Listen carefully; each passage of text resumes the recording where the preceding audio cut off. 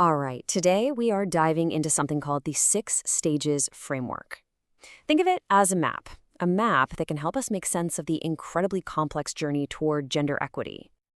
You know that feeling, right, when you're in a discussion about sexism or gender identity, and it feels like you and the other person are just on completely different planets? It's confusing, it can be really frustrating, and honestly, it can feel like you're totally lost with no directions. But imagine for a second, what if you had a map? Something that could show you where you are, maybe where other people are coming from, and all the different paths we can take in these conversations. Well, that's exactly what this framework offers.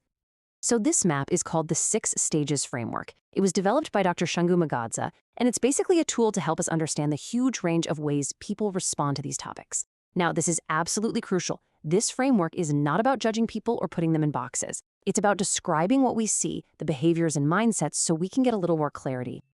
At its core, the framework is built on a really simple but powerful idea. There are two fundamental, totally opposing directions of travel, kind of like a compass that points either north or south. So, on one side, you have what's called the negative axis. This is all about resistance and exclusion. The goal here, whether it's conscious or not, is to keep things the way they are, to uphold sexist norms. But on the other side, you have the positive axis, which is all about growth and leadership. The goal here is completely different. It's about self-reflection, learning, and eventually creating real systemic change. So let's start by exploring that negative axis.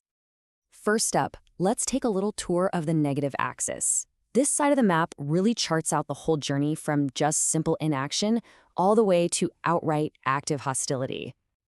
As you can see, the stages go from -1 down to -6. It all starts at stage -1, unaware and inactive. That's where someone might not even notice things like microaggressions.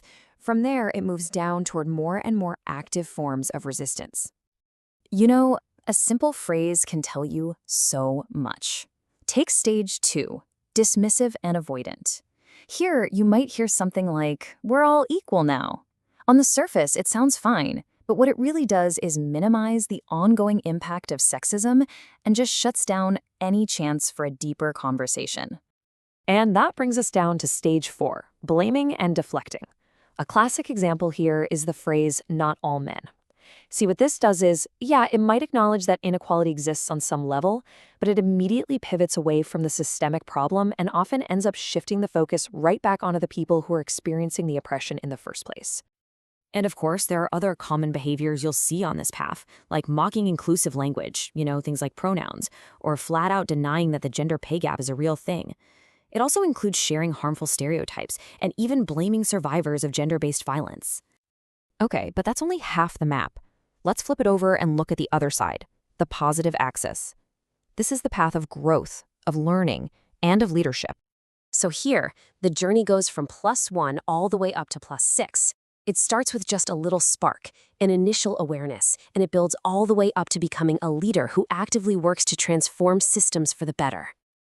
Stage +1, emerging awareness. That's where this journey kicks off. It's that moment when you start to notice, hey, people seem to have really different experiences based on their gender.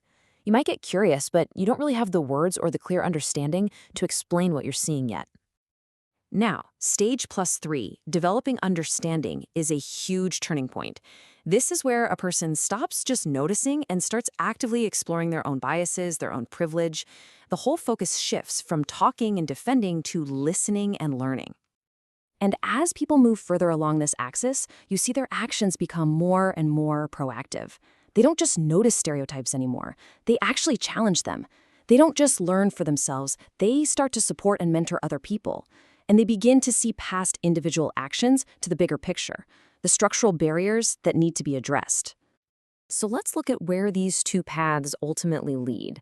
The final destination of the negative axis, stage -6, is extremist leadership. This is where individuals are actively promoting anti-equity views and, in the worst cases, can even incite harassment or violence.